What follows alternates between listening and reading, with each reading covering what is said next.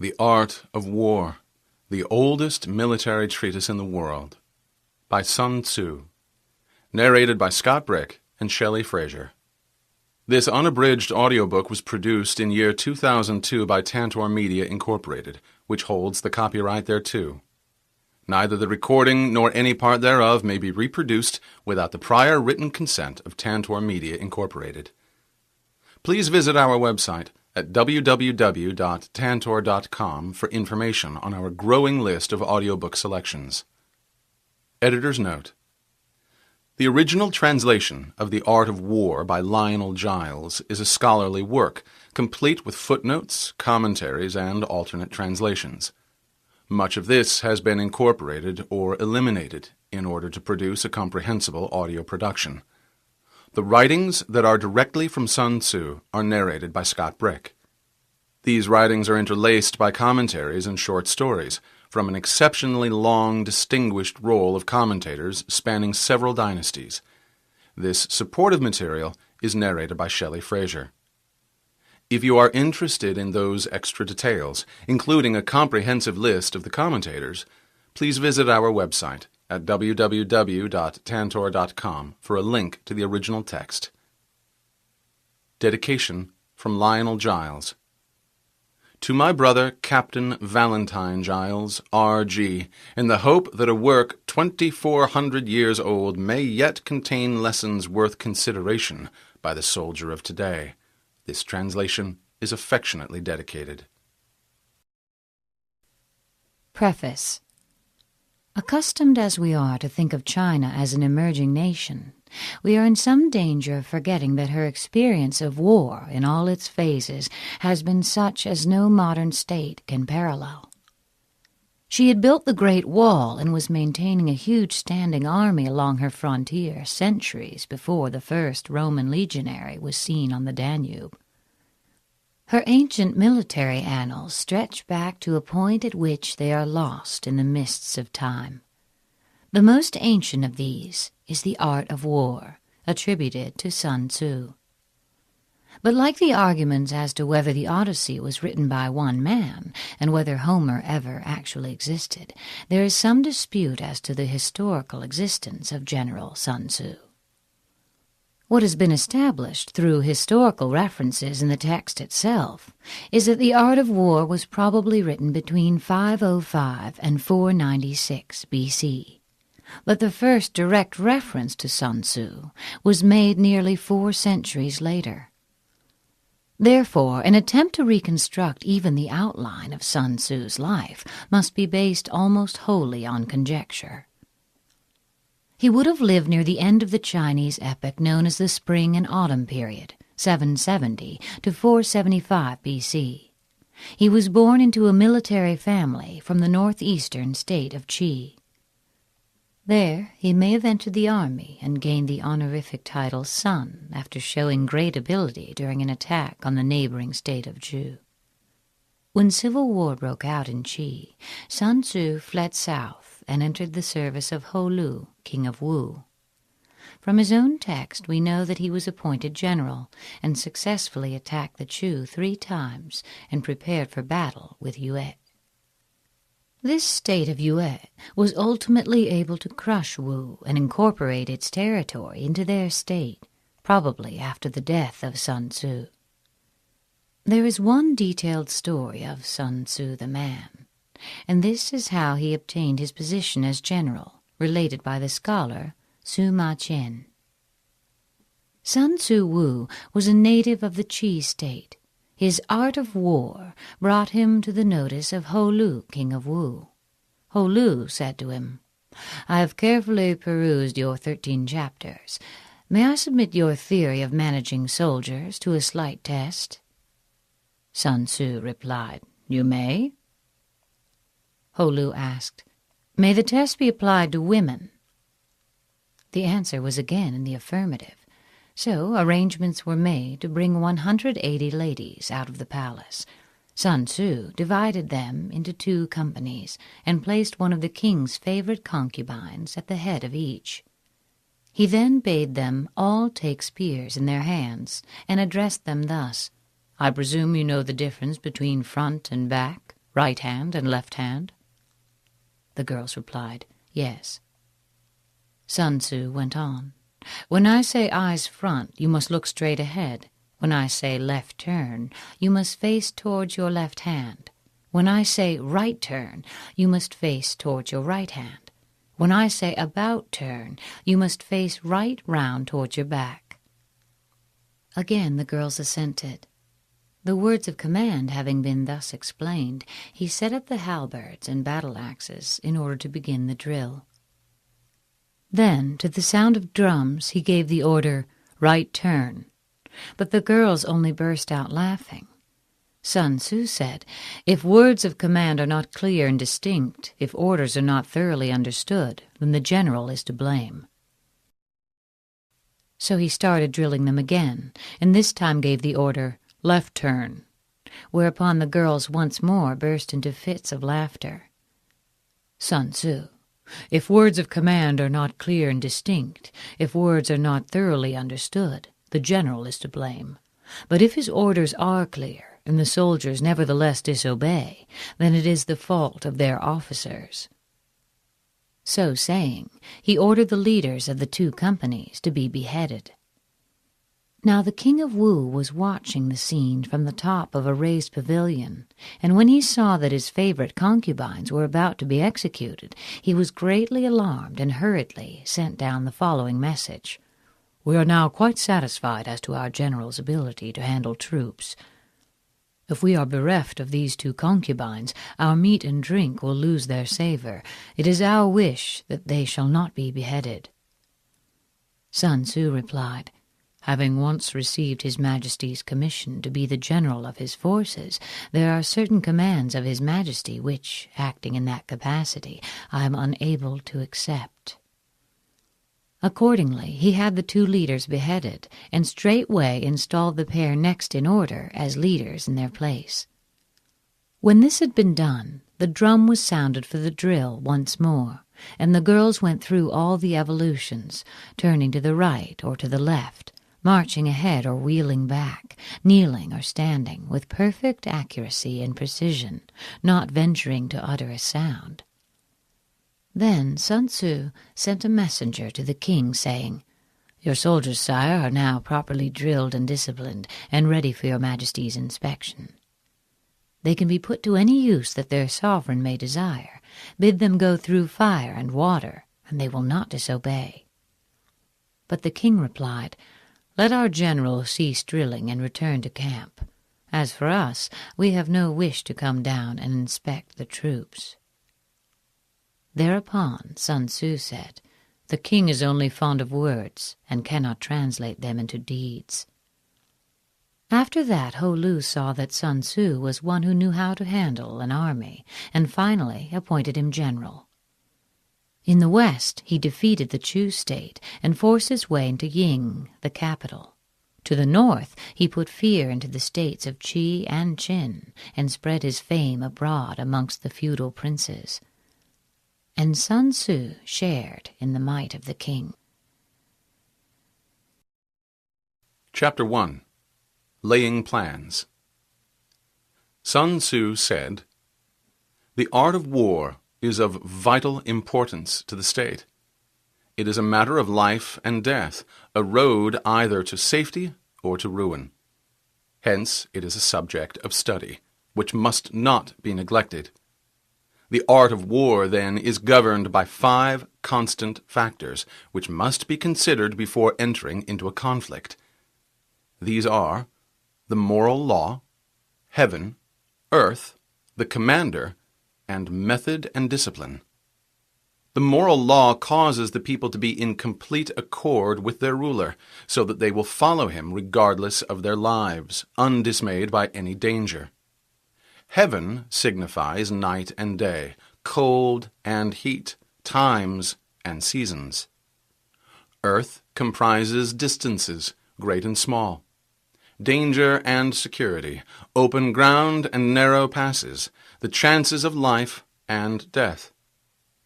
The commander stands for the virtues of wisdom, sincerity, benevolence, courage, and strictness. method and discipline is to be understood the marshalling of the army in its proper subdivisions, the graduations of rank among the officers, the maintenance of roads by which supplies may reach the army, and the control of military expenditure. These 5 criteria should be familiar to every general.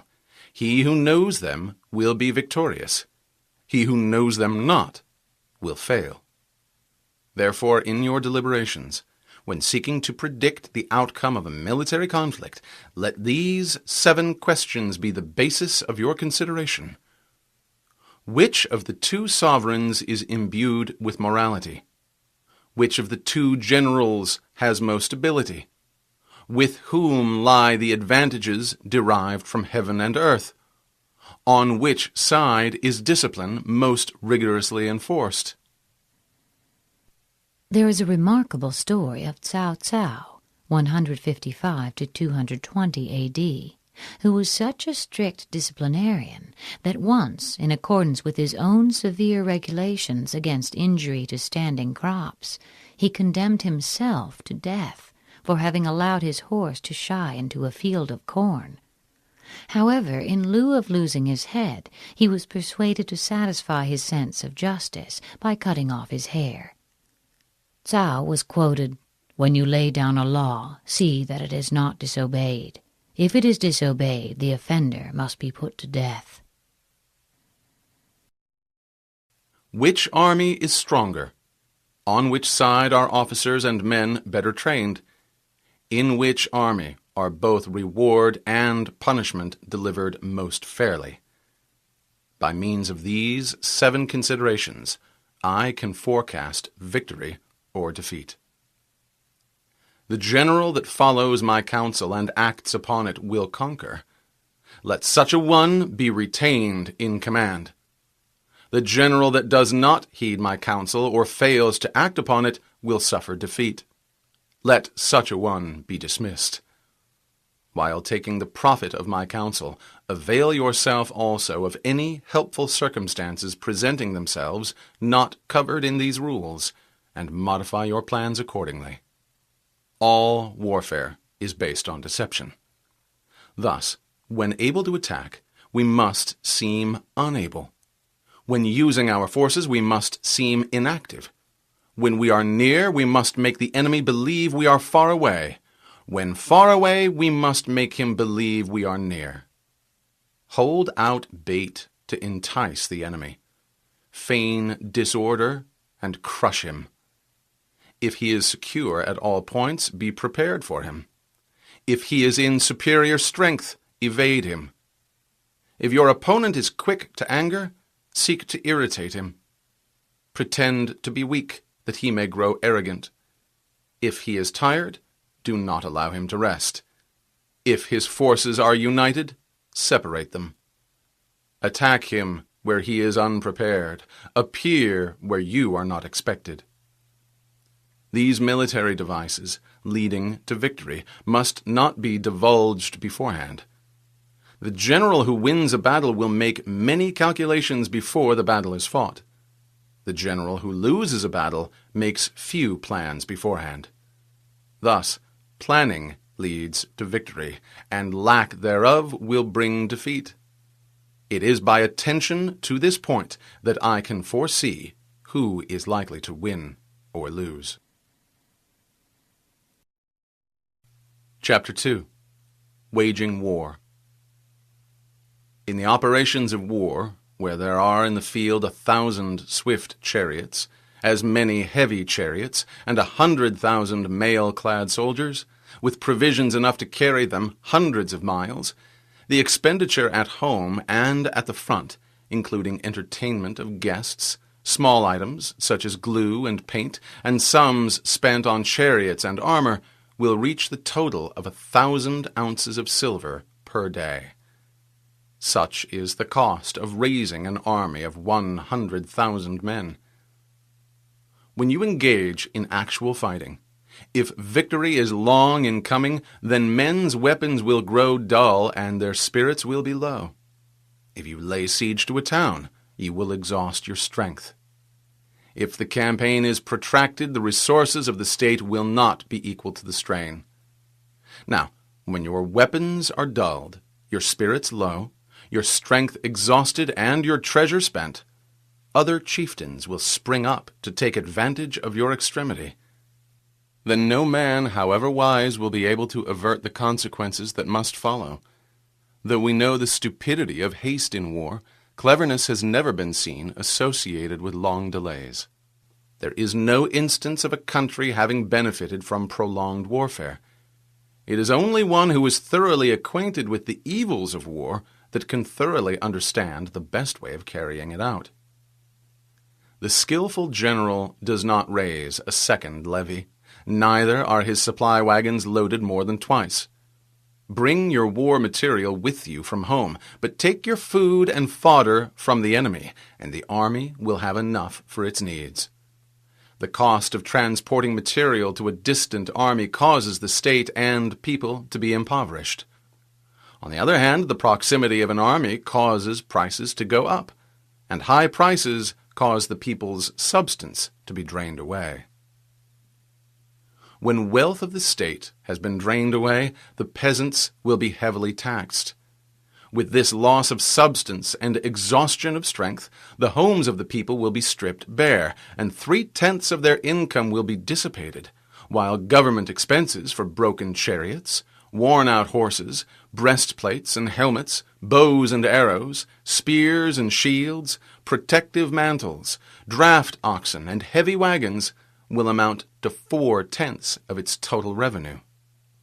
Hence, a wise general makes a point of foraging on the enemy. 1 cartload of the enemy's provisions is equivalent to 20 of one's own, and likewise a single hundredweight of his fodder is equivalent to 20 from one's own store. This is because 19 cartloads will be consumed in the process of transporting 1 cartload to the front. In order to kill the enemy, our men must be roused to anger, that there may be advantage from defeating the enemy. They must have their rewards. Rewards are necessary in order to make the soldiers see the advantage of beating the enemy. Thus, when you capture spoils from enemy, they must be used as rewards, so that all your men may have a keen desire to fight, each on his own account. Therefore, in chariot fighting, when 10 or more chariots have been taken, those who took the first should be rewarded. Our own flags should be substituted for those of the enemy, and the chariots mingled and used in conjunction with ours. The captured soldiers should be kindly treated and kept. This is for the purpose of using the conquered foe to augment one's own strength. In war, then, let your great object be victory, not lengthy campaigns. Thus it may be known that the leader of armies is the arbiter of the people's fate, the man on whom it depends whether the nation shall be in peace or peril. Chapter 3. Attack by Stratagem. In the practical art of war, the best thing of all is to take the enemy's country whole and intact. To shatter and destroy it is not so good. So, too, it is better to capture an entire army, a regiment, a detachment, or an entire company, rather than to destroy it. Hence, to fight and conquer in all your battles is not supreme excellence. Supreme excellence consists in breaking the enemy's resistance without fighting. The highest form of generalship is to frustrate the enemy's plans. The next best is to prevent the enemy from consolidating his forces. Third best is to attack the enemy's entire army in the field, and the worst policy of all is to besiege walled cities. The rule is not to besiege walled cities if it can possibly be avoided. The preparation of siege engines and other various implements of war will take up 3 whole months, and the building of ramparts over the walls will take 3 months more. The general, unable to control his irritation, will launch his men to the assault like swarming ants, and the result that 1/3 of his men are slain, while the town still remains untaken. Such are the perils of a siege. Therefore the skillful leader subdues the enemy's troops without any fighting. He captures their cities without laying siege to them. He overthrows their kingdom without lengthy operations in the field. With his forces intact, he will dispute the mastery of the empire, and thus, without losing a man, his triumph will be complete. This is the method of attacking by stratagem. It is the rule in war, if our forces are 10 to the enemy's 1, to surround him. If 5 to 1, to attack him. If twice as numerous, divide our army in 2. Being 2 to the enemy's 1, we may use one part of our army in the regular way, and the other for some special diversion. If one force is twice as numerous as that of the enemy, it should be split up into 2 divisions, one to meet the enemy in front, and one to fall upon his rear.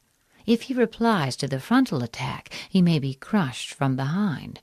If to the rearward attack, he may be crushed in front. If equally matched, offer battle. If slightly inferior in numbers, avoid the enemy. If quite unequal in every way, flee from him. Though an obstinate fight may be made by a small force, in the end it must be captured by the larger force. Now the general is the bulwark of the state. If the bulwark is complete at all points, the state will be strong. If the bulwark is defective, the state will be weak. There are 3 ways in which a ruler can bring misfortune upon his army.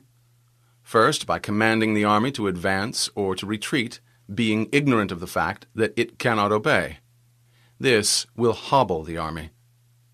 Second, by attempting to govern an army in the same way as he administers a kingdom, being ignorant of the conditions of that army. This causes unease among the soldiers.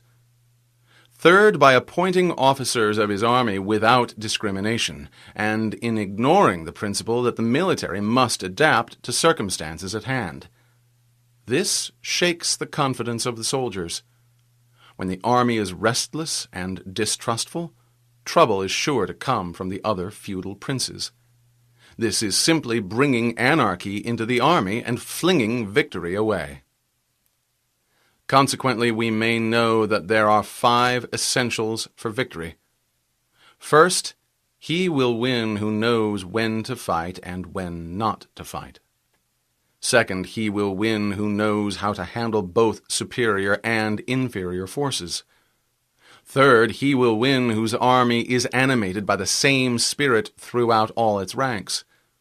Fourth, he will win who has prepared himself and waits to take the enemy unprepared. Fifth, he will win who has the military capacity, and the sovereign does not interfere with his command. It is the sovereign's function to give broad instructions, but to decide on battle, it is the function of the general. Hence the saying, if you know the enemy and know yourself, you need not fear the result of 100 battles. If you know yourself but not the enemy, for every victory gained you will also suffer a defeat. If you know neither the enemy nor yourself, you will succumb in every battle. Chapter 4. Tactics. The good fighters of old first put themselves beyond the possibility of defeat and then waited for an opportunity of defeating the enemy. To secure ourselves against defeat lies in our own hands, but the opportunity of defeating the enemy is provided by the enemy himself. Thus the good fighter is able to secure himself against defeat, but cannot make certain of defeating the enemy. Hence the saying, one may know how to conquer without being able to do it. Security against defeat implies defensive tactics. Ability to defeat the enemy means taking the offensive. Standing on the defensive indicates insufficient strength. Attacking, a superabundance of strength. The general who is skilled in defense hides in the most secret recesses of the earth. He who is skilled in attack flashes forth from the topmost heights of heaven like a thunderbolt. Thus, on one hand, we have the ability to protect ourselves, on the other, a victory that is complete. To see victory only when it is obvious to all is not the mark of excellence. Neither is it the height of excellence if you fight and conquer, and the whole empire says, "Well done." To lift a fine fur is no sign of great strength. To see the sun and moon is no sign of sharp sight. To hear the noise of thunder is no sign of a good ear. What the ancients called a clever fighter is one who not only wins, but excels in winning with ease, and thus his victories bring him neither reputation for wisdom nor credit for courage. To win battles requires making no mistakes. Making no mistakes is what establishes the certainty of victory, for it means conquering an enemy that is already defeated. The skilled fighter puts himself into a position which makes defeat impossible, and does not miss the moment for defeating the enemy. In war, the victorious strategist only seeks battle after the victory has been won, whereas he who is destined to defeat first fights and afterwards looks for victory. The consummate leader cultivates the moral law and strictly adheres to method and discipline. Thus, it is in his power to control success. In respect of military method, we have first to characterize the terrain. Second, estimate the dimensions of the battlefield. Third, calculate the strength of the enemy. Fourth, weigh the balance of chances. Fifth, plot victory. Characterization relies on the lay of the land. Estimating the dimensions of the field relies on measurement. Calculation of strength relies on an estimation of numbers. Weighing the balance of chances relies on calculation. From this, the result of the battle can be foreseen. A victorious army opposed to a routed one is as a 1-pound weight placed in the scale against a single grain. The onrush of a conquering force is like the bursting of pent-up waters into a chasm 1,000 fathoms deep. Chapter 5. Energy. The control of a large force is the same principle as the control of a few men. It is merely a question of dividing up their numbers. Fighting with a large army under your command is no different from fighting with a small one. It is merely a question of instituting signs and signals. To ensure that your whole host may withstand the brunt of the enemy's attack and remain unshaken can be accomplished by maneuvers, direct and indirect. That the impact of your army may be like a grindstone dashed against an egg, this is effected by the science of weak points and strong. In all fighting, the direct method may be used for joining battle, but indirect methods will be needed in order to secure victory. Indirect tactics, efficiently applied, are inexhaustible as heaven and earth, unending as the flow of rivers and streams. Like the sun and moon, they end, but to begin anew. Like the 4 seasons, they pass away to return once more. There are not more than 5 musical notes, yet the combinations of these 5 give rise to more melodies than can ever be heard. There are not more than 5 base colors, blue, yellow, red, white, and black, yet in combination they produce more hues than can ever be seen. There are not more than 5 cardinal tastes, sour, acrid, salt, sweet, and bitter, yet their combinations yield more flavors than can ever be tasted.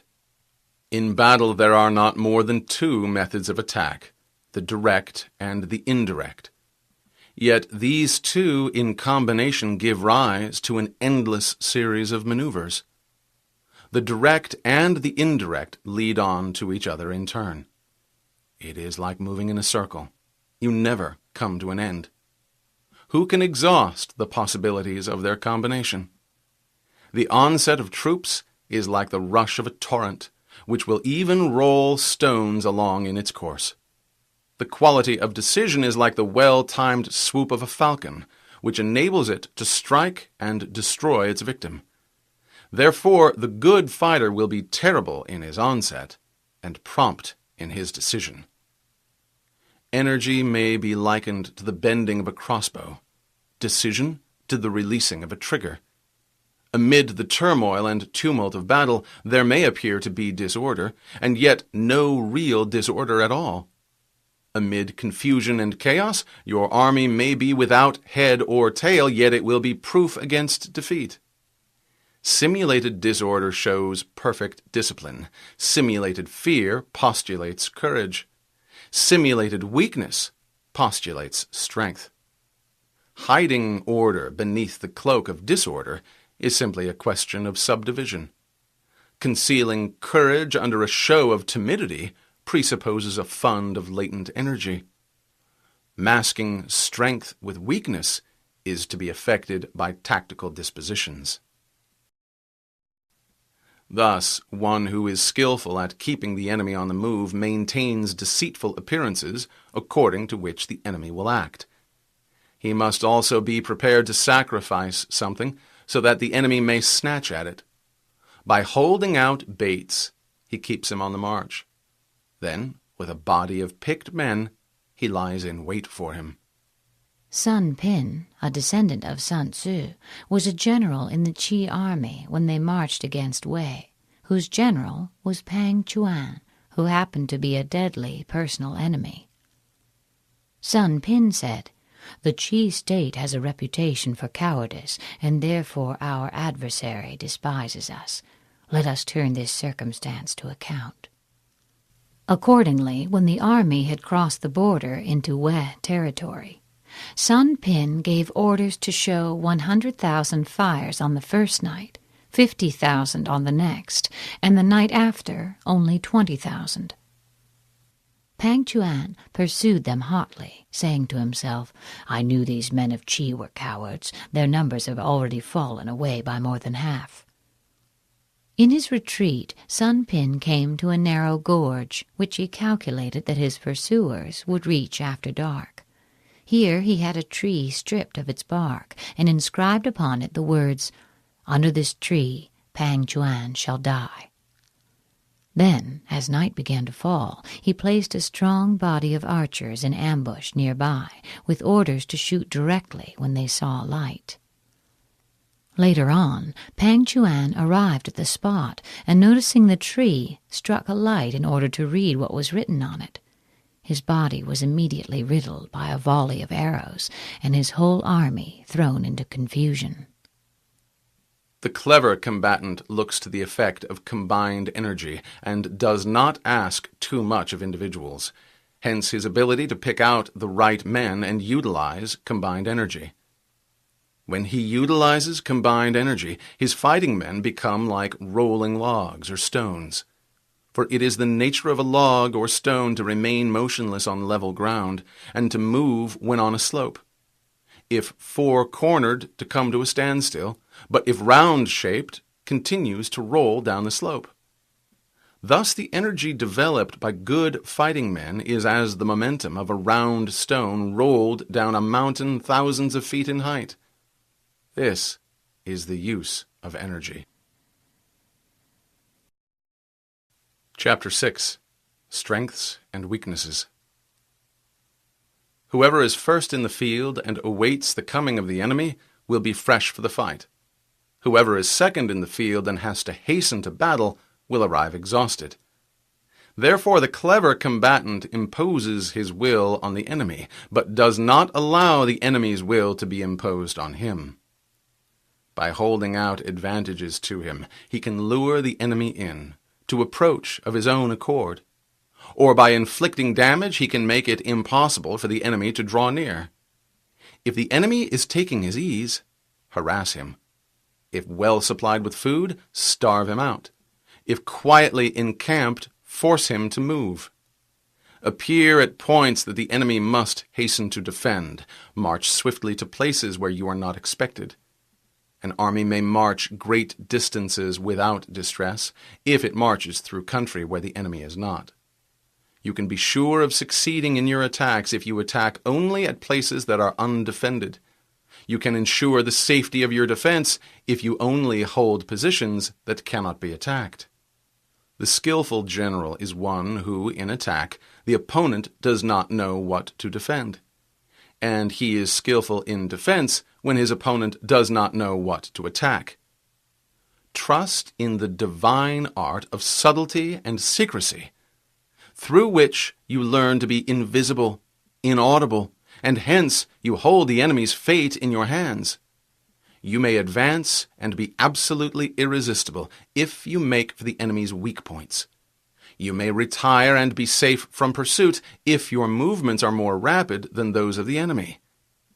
If you wish to fight, the enemy can be forced to an engagement, even though he be sheltered behind a high rampart and a deep ditch. All we need do is attack some other place that he will be obliged to relieve. If we do not wish to fight, we can prevent the enemy from engaging us even though the lines of our encampment be merely traced out on the ground. All we need do is to throw something odd and unexpected in his way.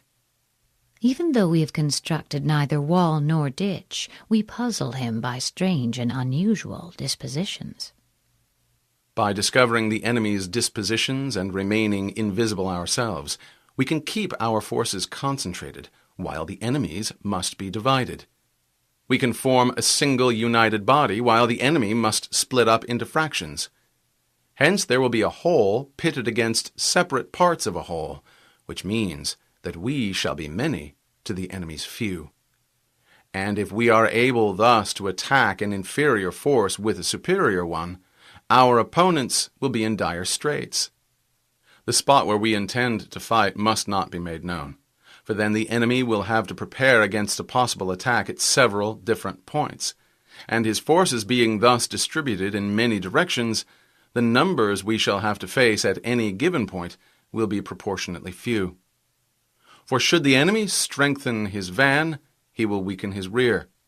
Should he strengthen his rear, he will weaken his van. Should he strengthen his left, he will weaken his right. Should he strengthen his right, he will weaken his left. If he sends reinforcements everywhere, he will everywhere be weak.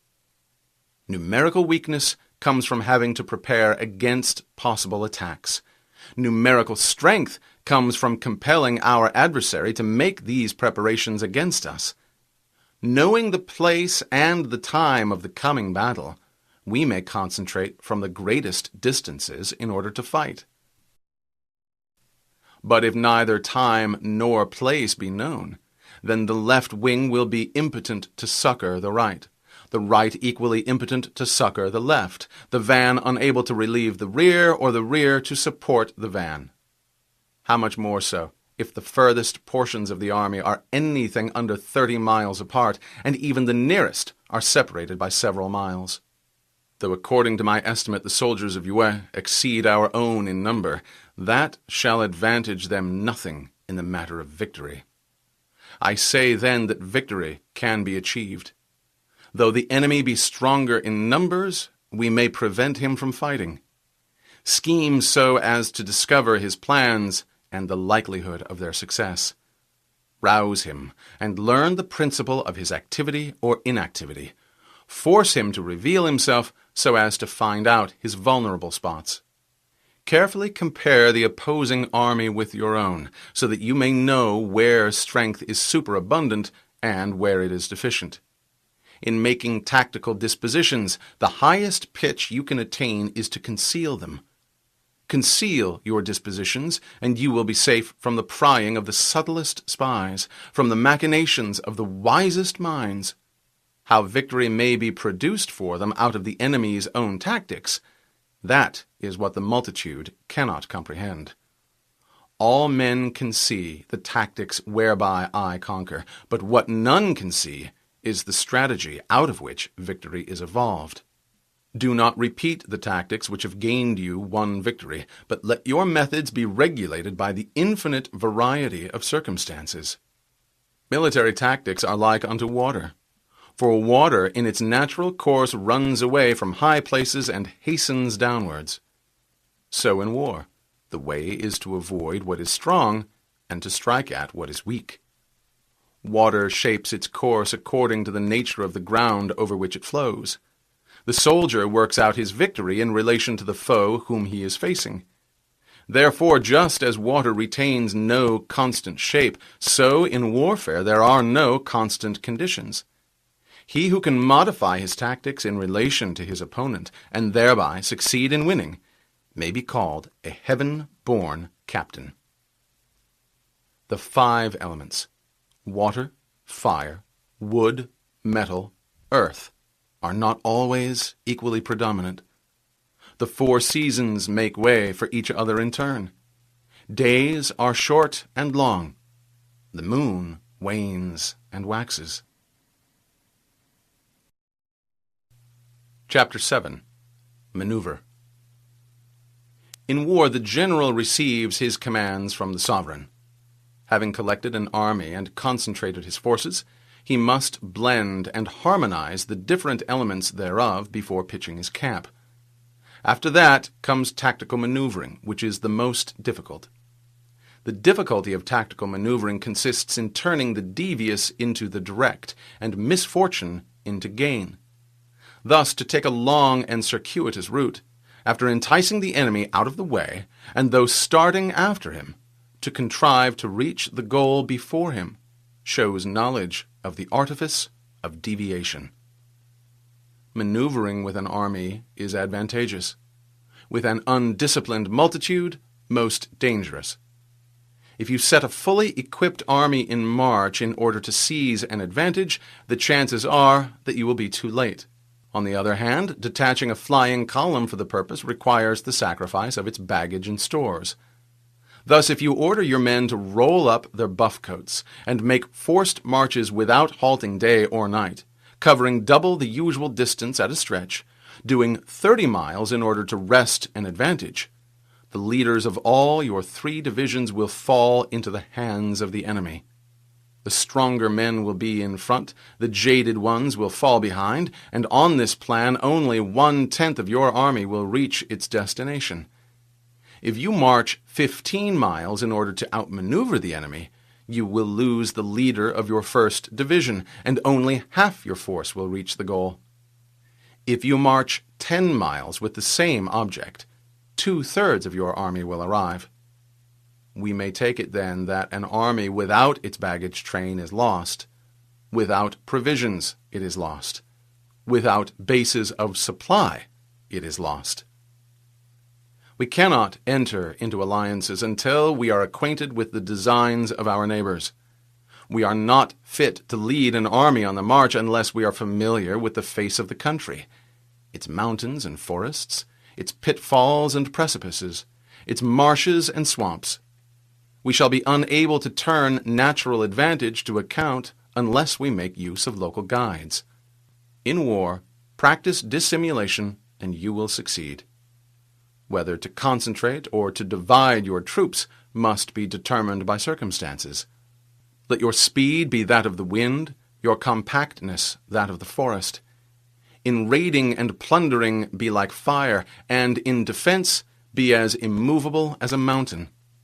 Let your plans be dark and impenetrable as night, and when you move, fall like a thunderbolt. When you plunder the countryside, let the spoil be divided amongst your men. When you capture new territory, cut it up into allotments for the benefit of the soldiery. Ponder and deliberate before you make a move. He will conquer who has learned the art of deviation.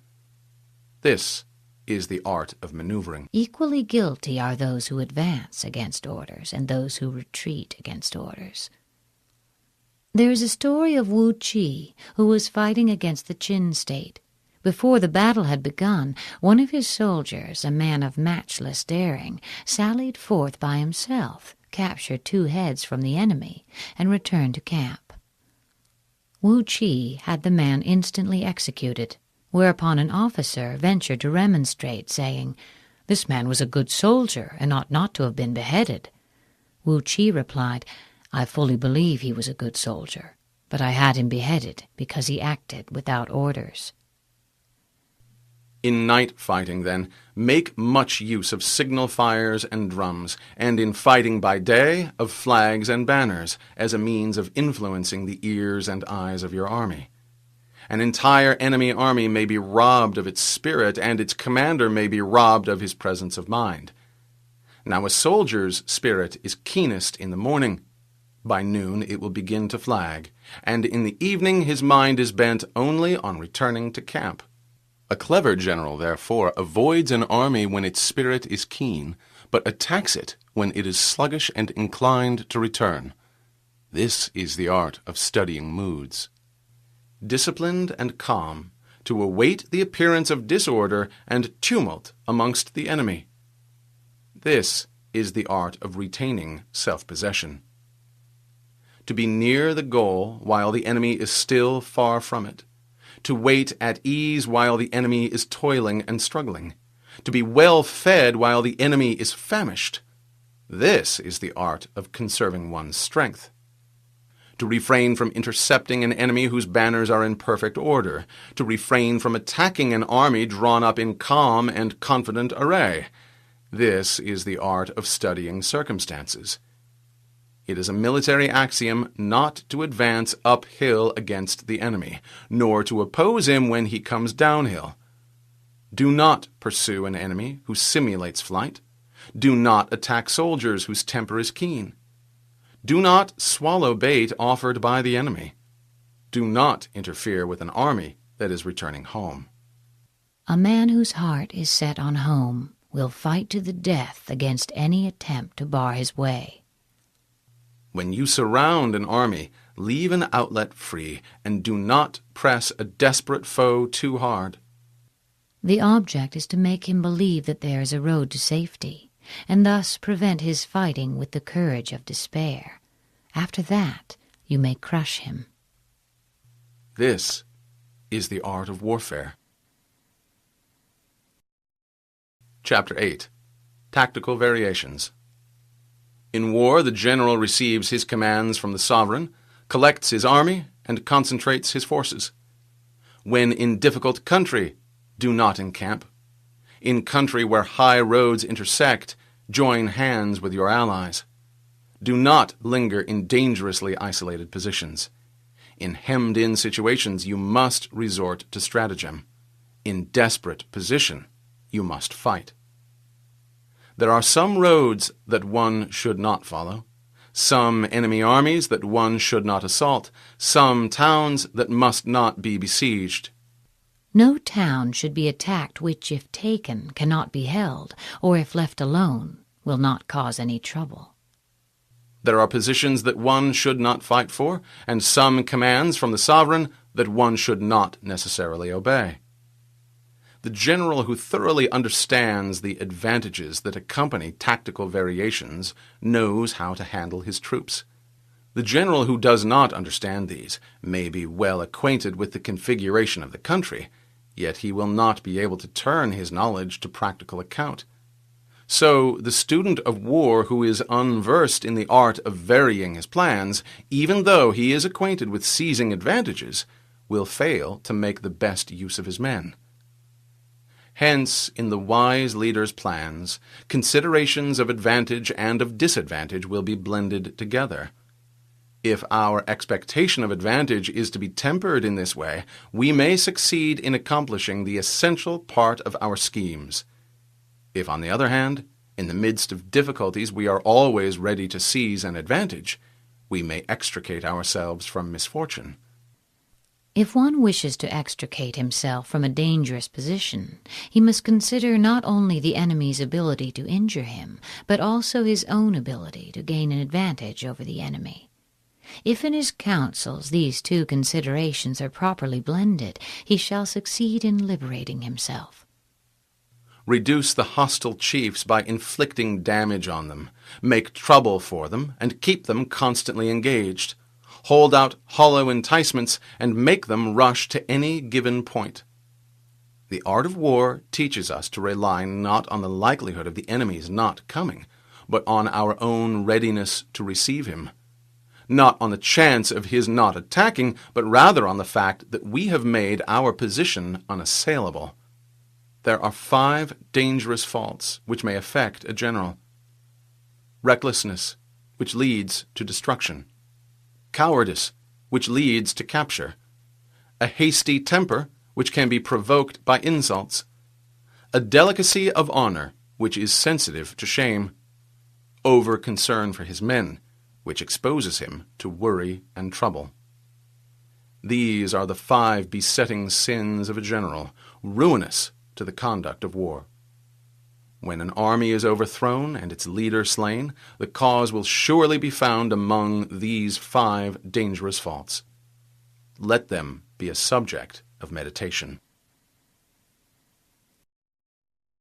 Chapter 9. The Army on Campaign.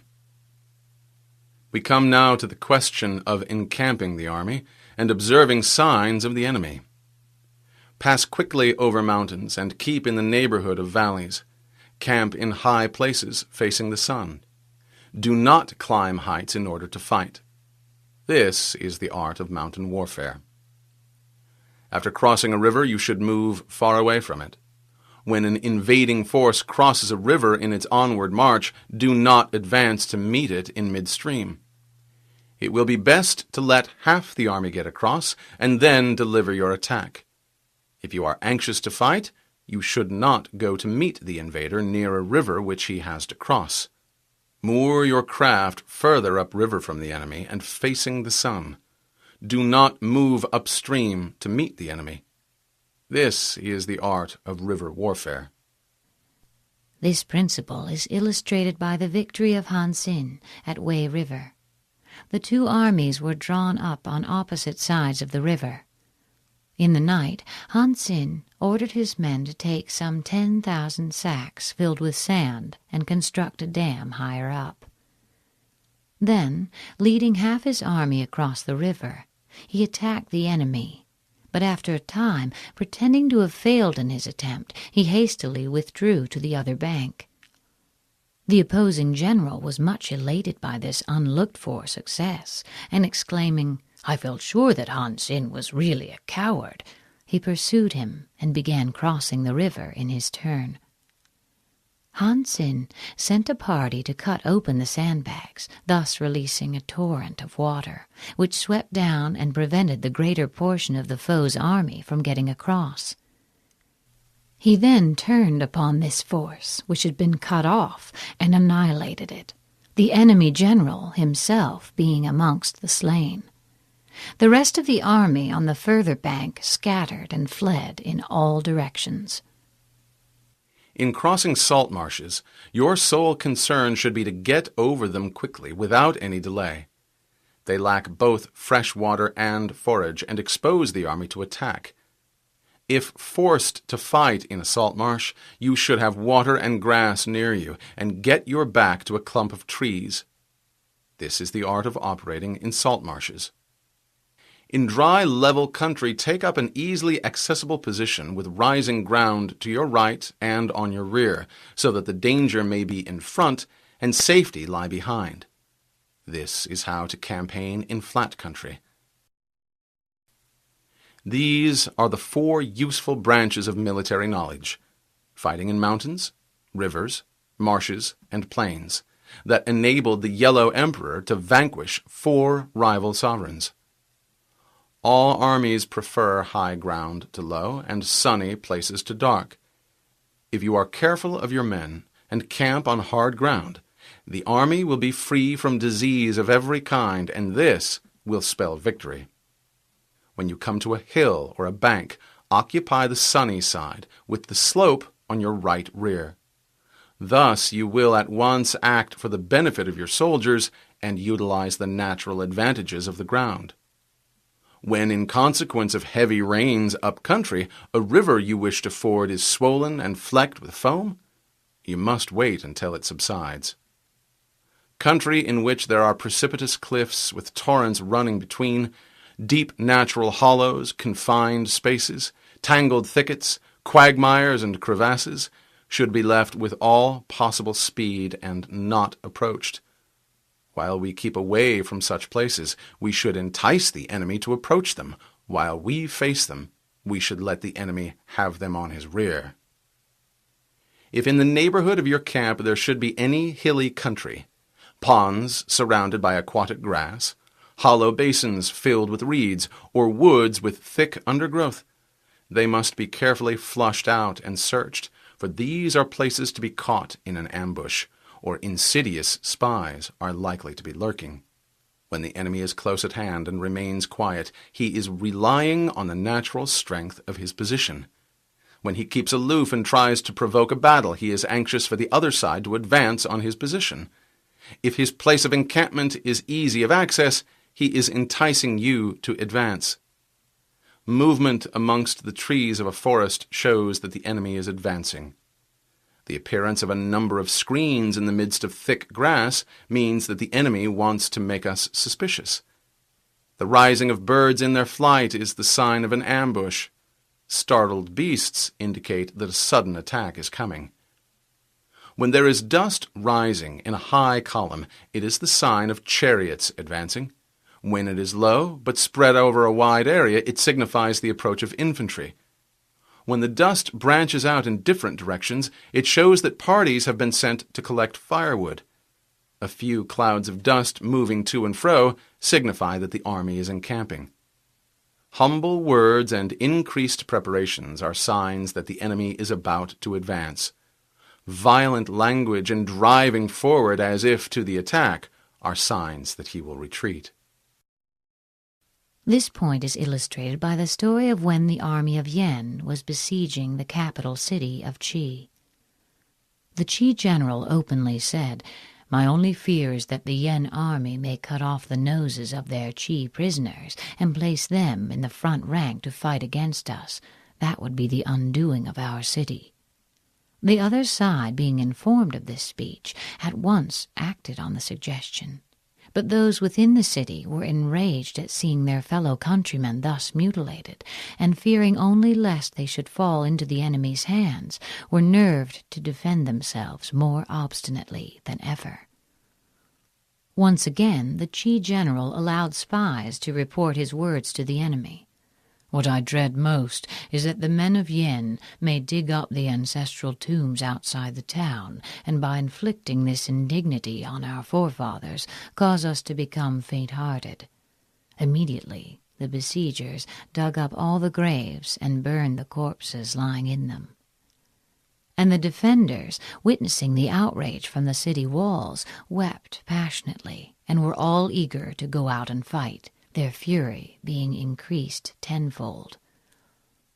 The Qi general knew then that his soldiers were ready for any enterprise. But instead of a sword, he himself took a mattock in his hands, and ordered others to be distributed amongst his best warriors, while the ranks were filled up with their wives and concubines. He then served out all the remaining rations and bade his men eat their fill. The actual soldiers were told to keep out of sight, and the walls were manned with the old and weak men and with women.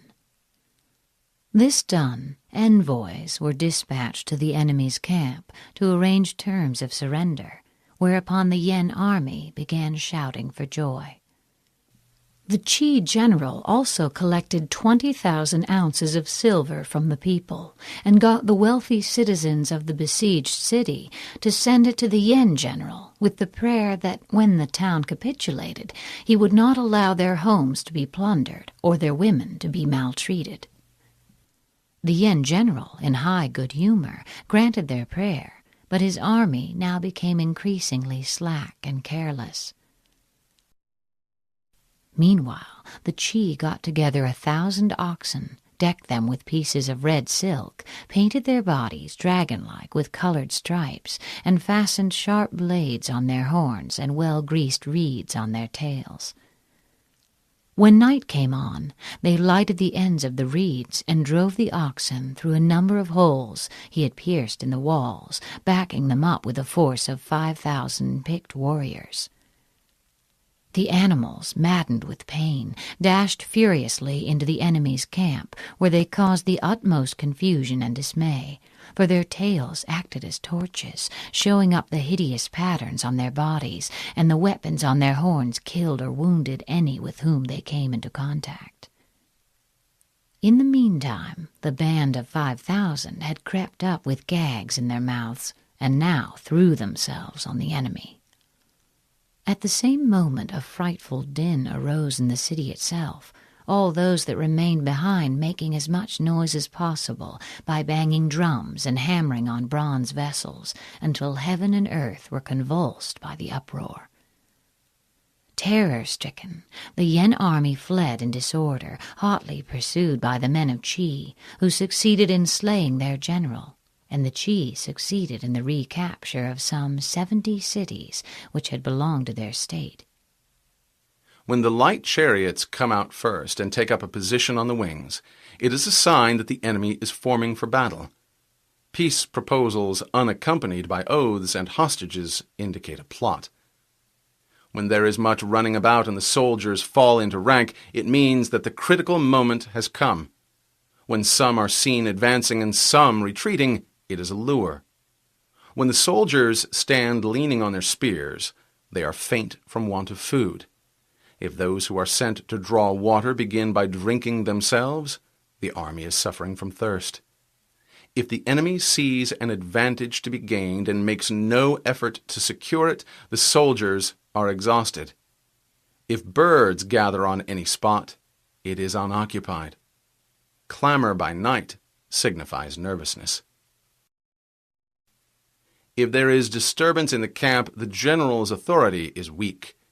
If the banners and flags are shifted about, sedition is afoot. If the officers are angry, it means that the men are weary. When an army feeds its horses with grain and kills its cattle for food, and when the men do not hang their cooking pots over the campfires, showing that they will not return to their tents, you may know that they are determined to fight to the death. The sight of men whispering together in small knots or speaking in subdued tones points to disaffection amongst the rank and file. Too frequent rewards signify that the enemy is at the end of his resources. Too many punishments betray a condition of dire distress. To begin by bluster, but afterwards to take fright at the enemy's numbers, shows a supreme lack of intelligence. When envoys are sent with compliments in their mouths, it is a sign that the enemy wishes for a truce. If the enemy's troops march up angrily and remain facing ours for a long time without either joining battle or taking themselves off again, the situation is one that demands great vigilance and circumspection. It may be a ruse to gain time for an unexpected flank attack or the laying of an ambush. If our troops are no more in number than the enemy, that is amply sufficient. It only means that no direct attack can be made. The thing to do is simply to concentrate all our available strength, keep a close watch on the enemy, and obtain reinforcements. He who exercises no forethought but makes light of his opponents is sure to be captured by them. If soldiers are punished before they have grown attached to you, they will not prove submissive, and unless submissive, they will be practically useless. If, after the soldiers have become attached to you and punishments are not enforced, they will still be useless. Therefore, soldiers must be treated in the first instance with humanity, but then kept under control by means of iron discipline. This is a certain road to victory. If in training soldiers commands are habitually enforced, the army will be well disciplined. If not, its discipline will be bad. If a general shows confidence in his men but always insists on his orders being obeyed, the gain will be mutual. This is the end of the CD. The program continues on the next CD. Chapter 10. Terrain. We may distinguish 6 kinds of terrain: accessible ground, entangling ground, temporizing ground, narrow passes, precipitous heights, and positions at a great distance from the enemy. Ground which can be freely traversed by both sides is called accessible. With regard to ground of this nature, always occupy the raised and sunny spots before the enemy, and carefully guard your line of supplies. Then you will fight with the advantage. Ground that can be easily abandoned but is hard to reoccupy is called entangling. From a position of this sort, if the enemy is unprepared, you may sally forth and defeat him. But if the enemy is prepared for your coming, and you fail to defeat him, then, return being impossible, disaster will ensue. When the position is such that neither side will gain by making the first move, it is called temporizing ground. In a position of this sort, even though the enemy should offer us an attractive bait, it will be advisable not to stir forth, but rather to retreat, thus enticing the enemy in his turn. Then, when part of his army has come out, we may deliver our attack with advantage. With regard to narrow passes, if you can occupy them first, let them be strongly garrisoned and await the advent of the enemy. Should the army forestall you in occupying a pass, do not go after him if the pass is fully garrisoned, unless it is weakly garrisoned. With regard to precipitous heights, if you are beforehand with your adversary, you should occupy the raised and sunny spots, and there wait for him to come up. If the enemy has occupied them before you, do not follow him, but retreat and try to entice him away. If you are situated at a great distance from the enemy, and the strength of the two armies is equal, it is not easy to provoke a battle, and if you tire your army by a march to his position, fighting will be to your disadvantage. These 6 are the principles connected with earth. The general who has attained a responsible post must be careful to study them. Now an army is exposed to 6 several calamities, not arising from natural causes, but from faults for which the general is responsible. These are flight, insubordination, collapse, ruin, disorganization, and rout. Other conditions being equal, if one force is hurled against another 10 times its size, the result will be the flight of the former. When the common soldiers are too strong and their officers too weak, the result is insubordination. When the officers are too strong and the common soldiers too weak, the result is collapse. When the higher officers are angry and insubordinate, and on meeting the enemy give battle on their own account from a feeling of resentment, before the commander-in-chief can tell whether or not he is in a position to fight, the result is ruin. When the general is weak and without authority, when his orders are not clear and distinct, when there are no fixed duties assigned to officers and men, and the ranks are formed in a slovenly, haphazard manner, the result is utter disorganization. When a general, unable to estimate the enemy's strength, allows an inferior force to engage a larger one, or hurls a weak detachment against a powerful one, and neglects to place picked soldiers in the front rank, the result must be rout. These are 6 ways of courting defeat, which must be carefully noted by the general who has attained a responsible post. The natural formation of the country is the soldier's best ally, but a power of estimating the adversary, of controlling the forces of victory, and of shrewdly calculating difficulties, dangers, and distances, constitutes the test of a great general. He who knows these things and in fighting puts his knowledge into practice will win his battles. He who knows them not, nor practices them, will surely be defeated. If fighting is sure to result in victory, then you must fight, even though the ruler forbid it. If fighting will not result in victory, then you must not fight, even at the ruler's bidding. The general who advances without coveting fame and retreats without fearing disgrace, whose only thought is to protect his country and do good service for his sovereign, is the jewel of the kingdom. Regard your soldiers as your children, and they will follow you into the deepest valleys. Look upon them as your own beloved sons, and they will stand by you even unto death. There is a story about the famous general Wu Qi. He wore the same clothes and ate the same food as the meanest of his soldiers, refused to have either a horse to ride or a mat to sleep on, carried his own surplus rations wrapped in a parcel, and shared every hardship with his men.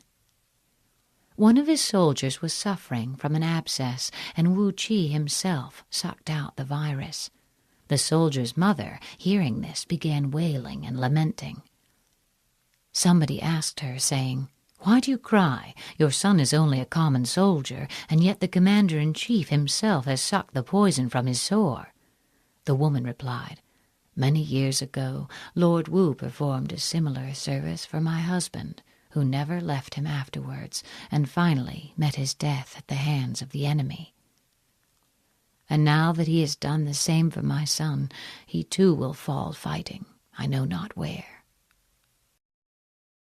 If, however, you are indulgent, but unable to make your authority felt, kind-hearted, but unable to enforce your commands, incapable, moreover, of quelling disorder, then your soldiers must be likened to spoiled children. They are useless for any practical purpose.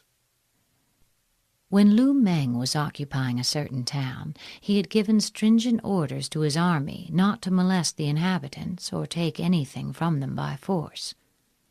Nevertheless, a certain officer serving under his banner, who happened to be a compatriot of his, ventured to appropriate a bamboo hat belonging to one of the people, in order to wear it over his regulation helmet as a protection against the rain. Lu Meng considered that the fact of his being a compatriot should not be allowed to palliate a clear breach of discipline, and accordingly he ordered his summary execution, the tears rolling down his face, however, as he did so. This act of severity filled the army with wholesome awe, and from that time forth even articles dropped in the highway were not picked up. If we know that our own men are in a condition to attack, but are unaware that the enemy is not open to attack, we have gone only halfway towards victory. If we know that the enemy is open to attack, but are unaware that our own men are not in a condition to attack, we have gone only halfway towards victory.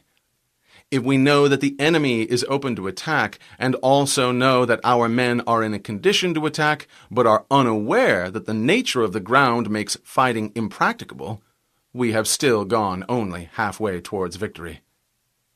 The experienced soldier, once in motion, is never bewildered. Once he has broken camp, he is never at a loss. Hence the saying, "If you know the enemy and know yourself, your victory will not stand in doubt. If you know heaven and know earth, you may make your victory complete." Chapter 11. The 9 Situations.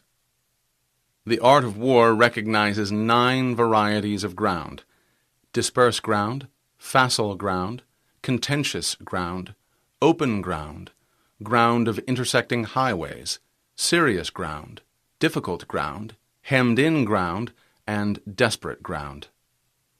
When a chieftain is fighting in his own territory, it is dispersed ground.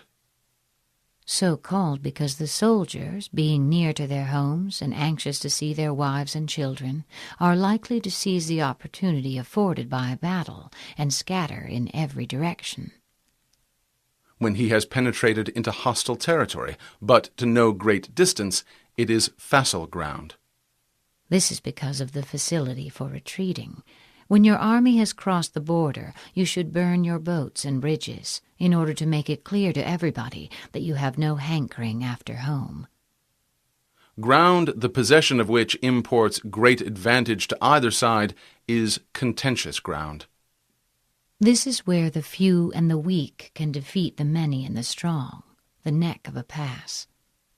Ground on which each side has liberty of movement is open ground. Ground on which intercommunication is easy. Ground which forms the key to 3 contiguous states, so that he who occupies it first has most of the empire at his command, is a ground of intersecting highways. The possessor of this ground can constrain most neighboring states to become his allies. When an army has penetrated into the heart of a hostile country, leaving a number of fortified cities in its rear, it is serious ground.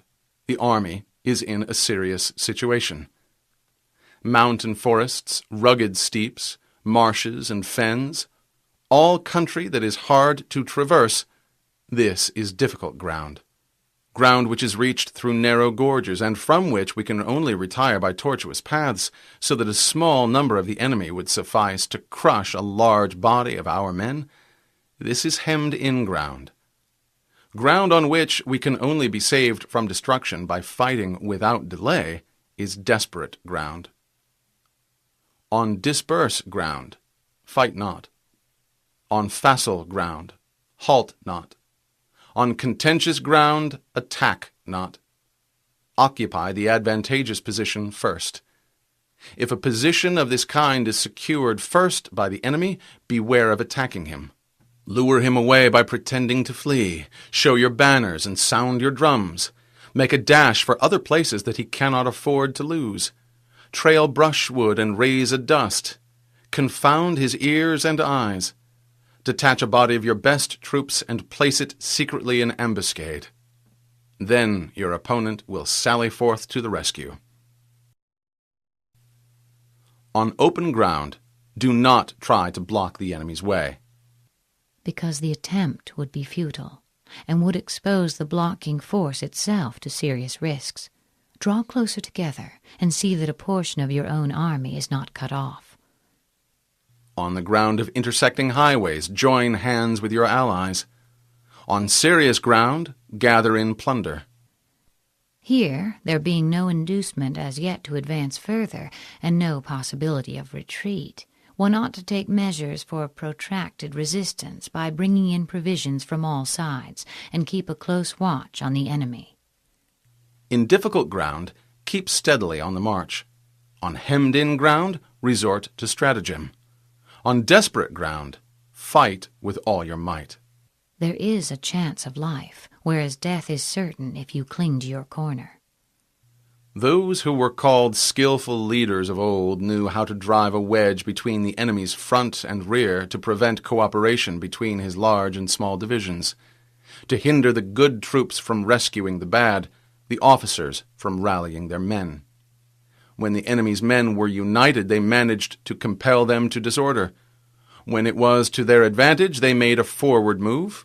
When otherwise, they would remain where they were. If asked how to cope with a great host of the enemy in orderly array and on the point of marching to the attack, I should say, begin by seizing something which your opponent holds dear. Then he will be amenable to your will. Speed is the essence of war. Take advantage of the enemy's unpreparedness. Make your way by unexpected routes and attack unguarded spots. The following are the principles to be observed by an invading force.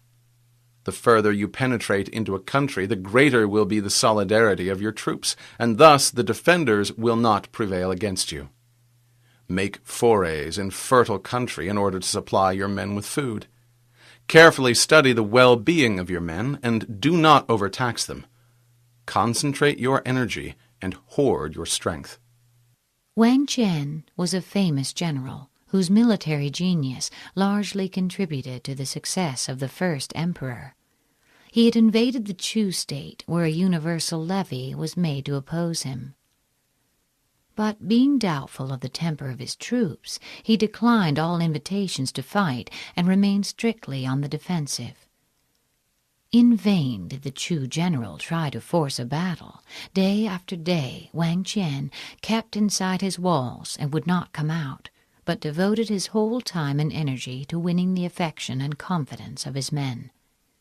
He took care that they should be well fed, sharing his own meals with them, provided facilities for bathing, and employed every method of judicious indulgence to weld them into a loyal and homogeneous body. After some time had elapsed, he sent certain persons to find out how the men were amusing themselves. The answer was that they were having contests of weight-throwing and long-jumping.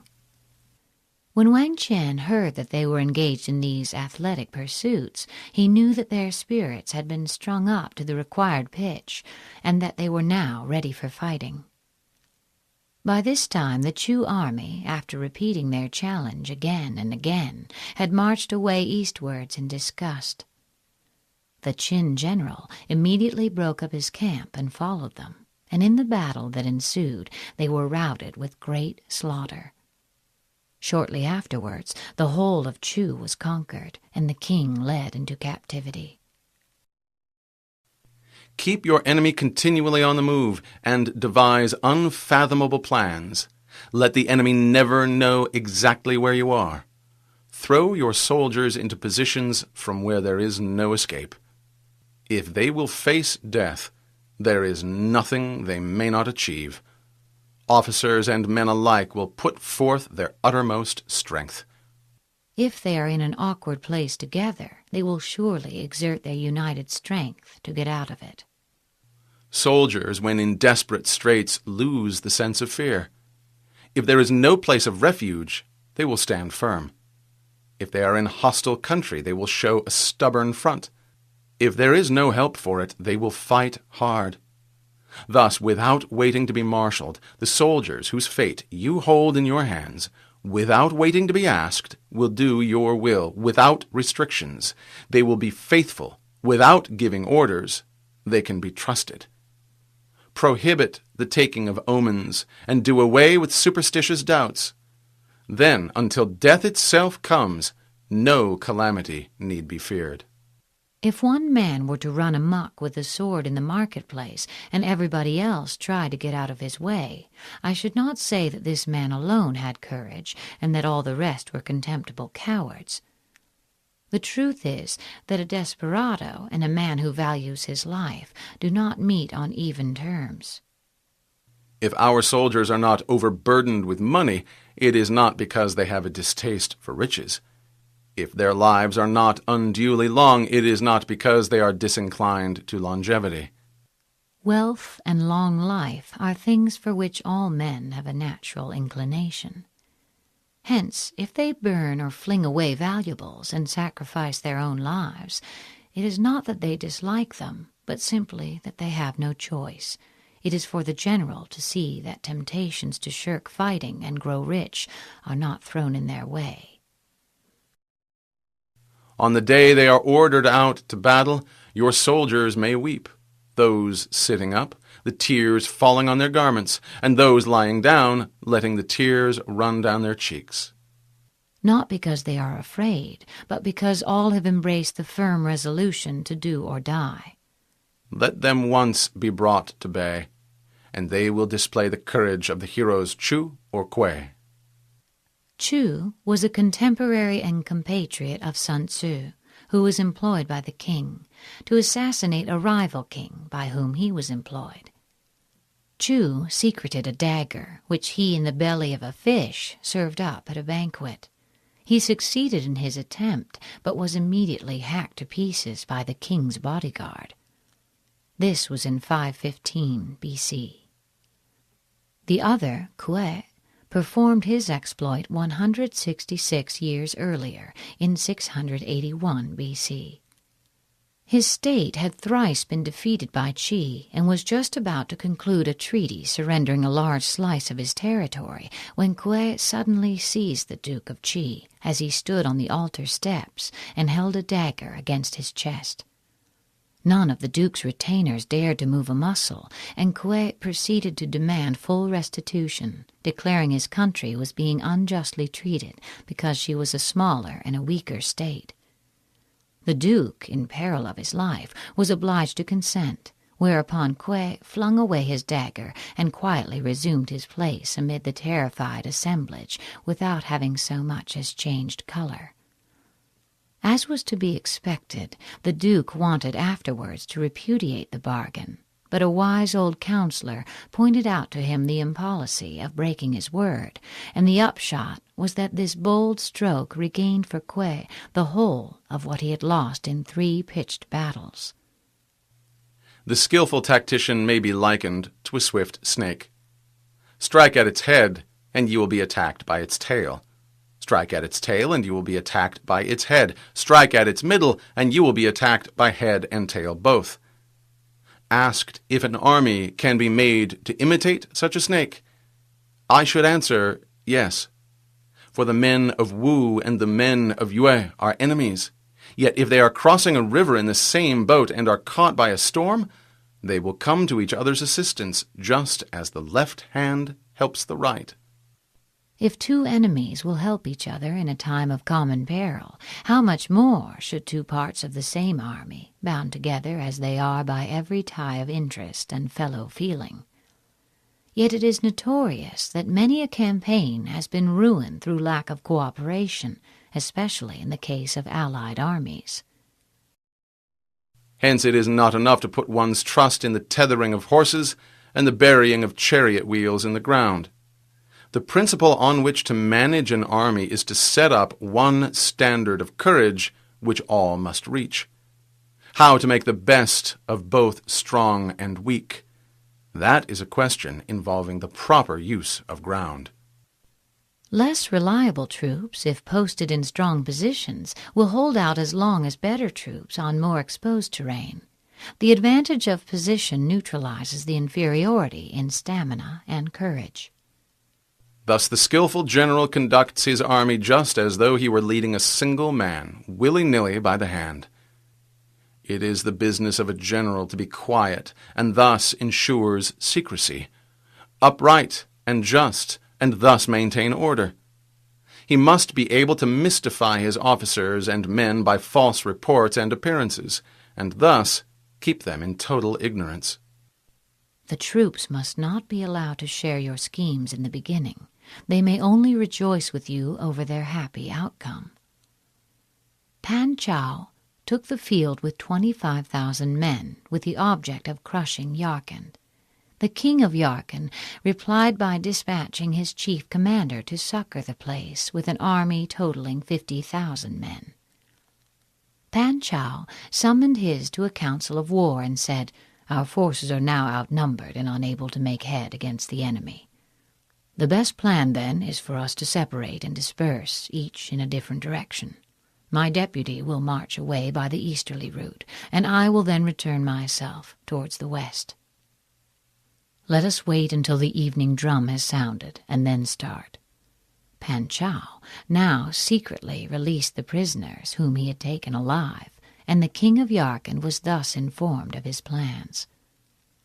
Much elated by the news, the latter set off at once at the head of 10,000 horsemen to bar Pan Chao's retreat in the west, while another part of his army rode eastward with 8,000 horses in order to intercept the second part of Pan Chao's army.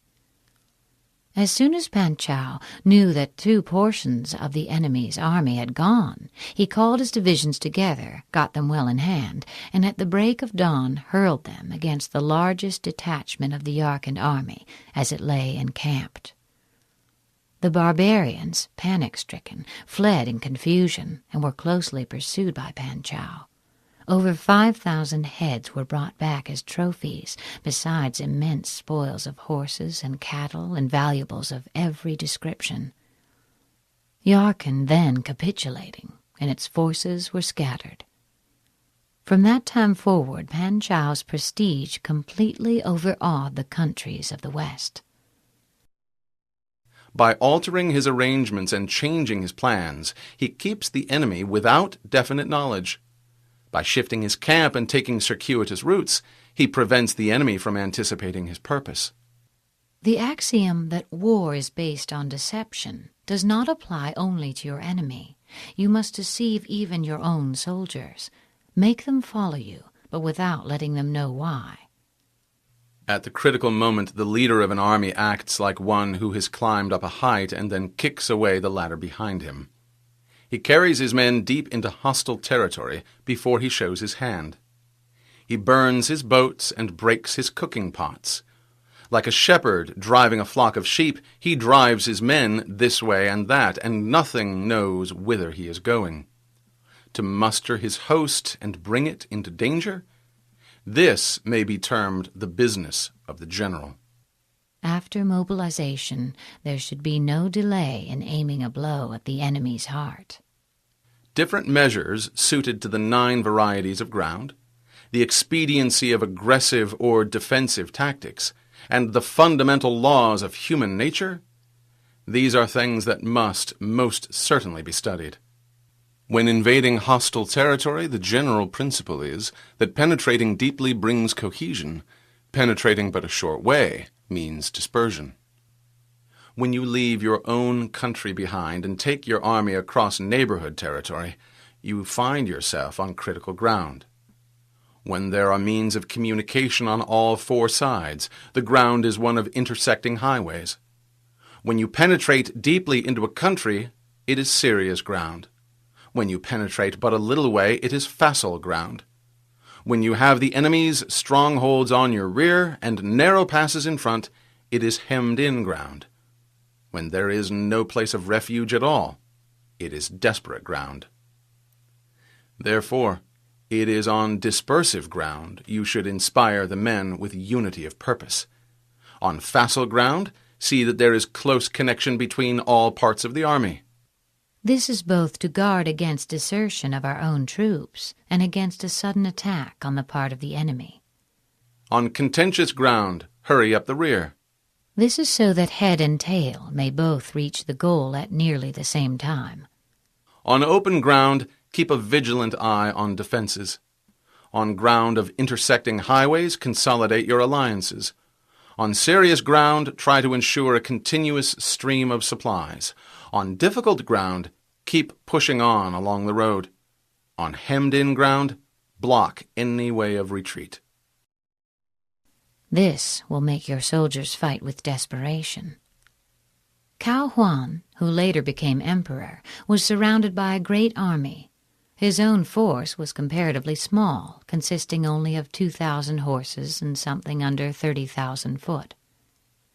The enemy had not drawn the lines of investment very closely together, leaving gaps at certain points. But Cao Huan, instead of trying to escape, actually made a shift to block all the remaining outlets himself by driving into them a number of oxen and donkeys roped together. As soon as his officers and men saw that there was nothing for it but to conquer or die, their spirits rose to an extraordinary pitch of exultation, and they charged with such desperate ferocity that the opposing ranks broke and crumbled under their onslaught. On desperate ground, proclaim to the soldiers the hopelessness of flight to save their lives. Burn your baggage and impedimenta. Throw away your stores and provisions, choke up the wells, destroy your cooking stoves, and make it plain to your men that they cannot survive, but must fight to the death. The only chance of life lies in giving up all hope of it. For it is the soldier's disposition to offer an obstinate resistance when surrounded, to fight hard when he cannot help himself, and to obey promptly when he has fallen into danger. The story of Pan Chao illustrates this point. When Pan Chao arrived at Shanshan, the king of the country received him at first with great politeness and respect. But shortly afterwards his behavior underwent a sudden change, and he became remiss and negligent. Pan Chao spoke about this to the officers of his suite. "Have you noticed," he said, "that the king's polite intentions are on the wane? This must signify that envoys have come from the northern barbarians, and that consequently he is in a state of indecision, not knowing with which side to throw in his lot." "That surely is the reason. The truly wise man, we are told, can perceive things before they have come to pass. How much more, then, those that are already manifest?" Thereupon he called one of the natives who had been assigned to his service and set a trap for him, saying, "Where are those envoys from the barbarians who arrived some day ago?" The man was so taken aback that between surprise and fear he presently blurted out the whole truth. Pan Chao, keeping his informant carefully under lock and key, then summoned a general gathering of his officers, 36 in all, and began drinking with them. When the wine had mounted into their heads a little, he tried to rouse their spirits still further by addressing them thus: "Gentlemen, here we are in the heart of an isolated region, anxious to achieve riches and honor by some great exploit. Now it happens that an ambassador from the barbarians arrived in this kingdom only a few days ago, and the result is that the respectful courtesy extended towards us by our royal host has disappeared. Should this envoy prevail upon him to seize our party and hand us over to the barbarians, our bones will become food for the wolves of the desert. What are we to do?" With one accord, the officers replied, "Standing as we do in peril of our lives, we will follow our commander through life and death." Pan Chao exclaimed, "Never venture, never win. Unless you enter the tiger's lair, you cannot get hold of the tiger's cubs. The only course open to us now is to make an assault by fire on the barbarians under cover of night, when they will not be able to discern our numbers. Profiting by their panic, we shall exterminate them completely. This will cool the king's courage and cover us with glory, besides ensuring the success of our mission." The officers all replied that it would be necessary to discuss the matter first with the commissar. Pan Chao then fell into a passion. "It is today," he cried, "that our fortunes must be decided. The commissar is only a humdrum civilian, who on hearing of our project will certainly be afraid, and everything will be brought to light. An inglorious death is no worthy fate for valiant warriors." All then agreed to do as he wished. Accordingly, as soon as night came on, he and his little band quickly made their way to the barbarian camp. A strong gale was blowing at the time.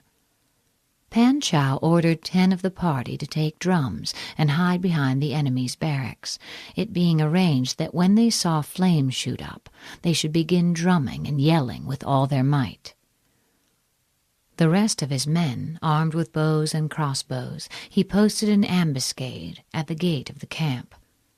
He then set fire to the place from the windward side, whereupon a deafening noise of drums and shouting arose on the front and rear of the barbarians, who rushed out pell-mell in frantic disorder.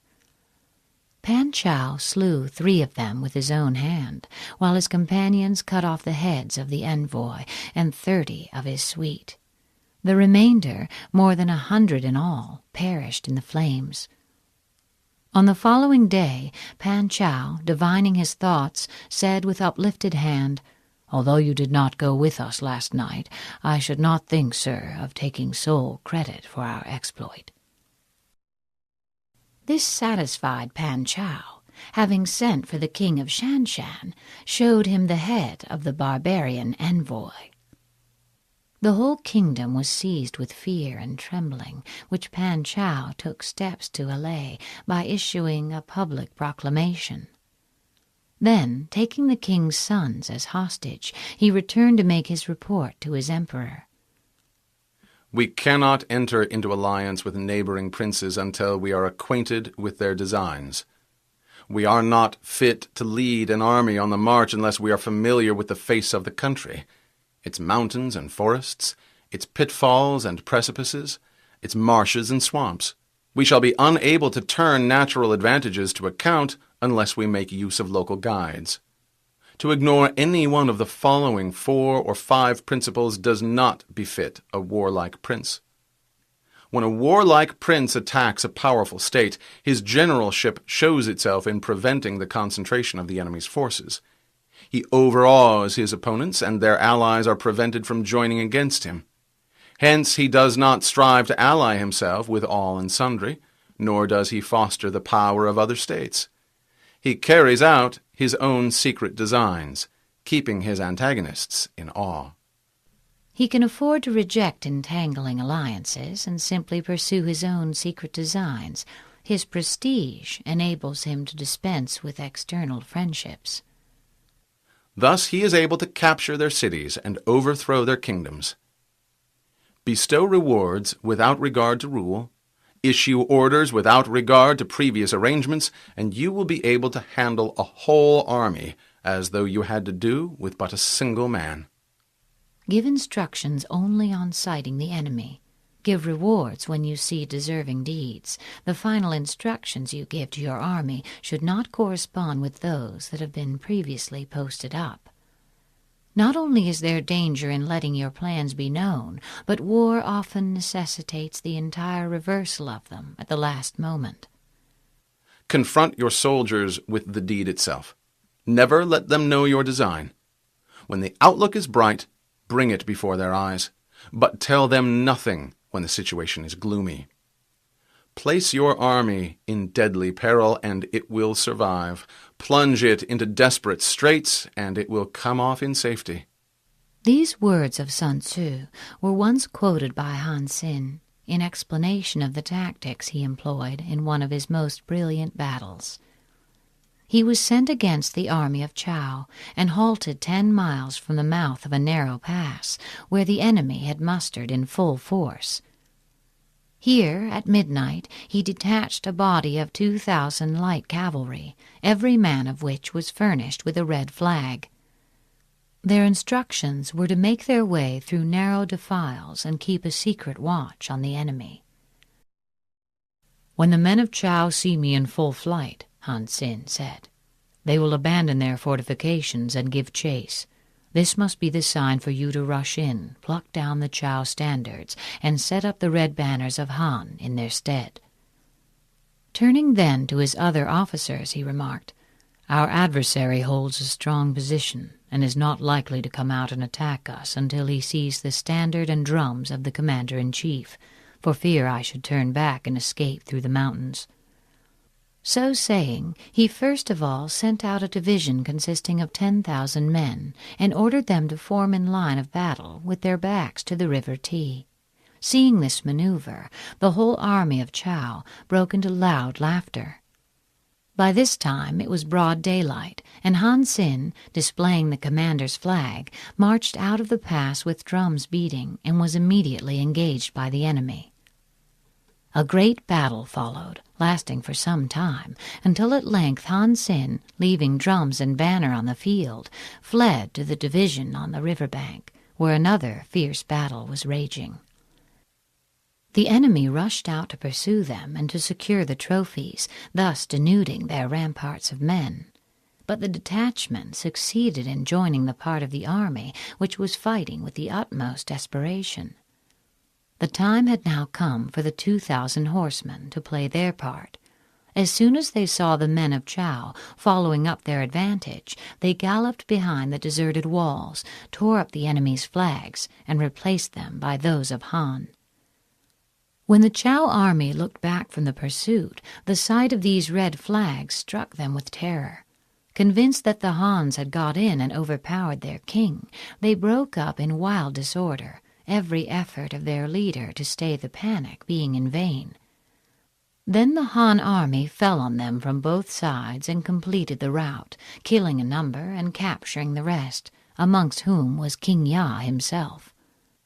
After the battle, some of Han Xin's officers came to him and said, "In the art of war, we are told to have a hill or tumulus on the right rear, and a river or marsh on the left front. You, on the contrary, ordered us to draw up our troops with the river at our back. Under these conditions, how did you manage to gain the victory?" The general replied, "I fear you gentlemen have not studied the art of war with sufficient care. Is it not written there? Plunge your army into desperate straits, and it will come off in safety. Place it in deadly peril, and it will survive. Had I taken the usual course, I should never have been able to bring my colleague round. If I had not placed my troops in a position where they were obliged to fight for their lives, but had allowed each man to follow his own discretion, there would have been a general debacle, and it would have been impossible to do anything with them." The officers admitted the force of his argument and said, "These are higher tactics than we should have been capable of." For it is precisely when a force has fallen into harm's way that it is capable of striking a blow for victory. Success in warfare is gained by carefully accommodating ourselves to the enemy's purpose. If the enemy shows an inclination to advance, lure him on to do so. If he is anxious to retreat, delay on purpose that he may carry out his intention. The object is to make him remiss and contemptuous before we deliver our attack. By persistently hanging on the enemy's flank, we shall succeed in the long run in killing the commander-in-chief. This is called ability to accomplish a thing by sheer cunning.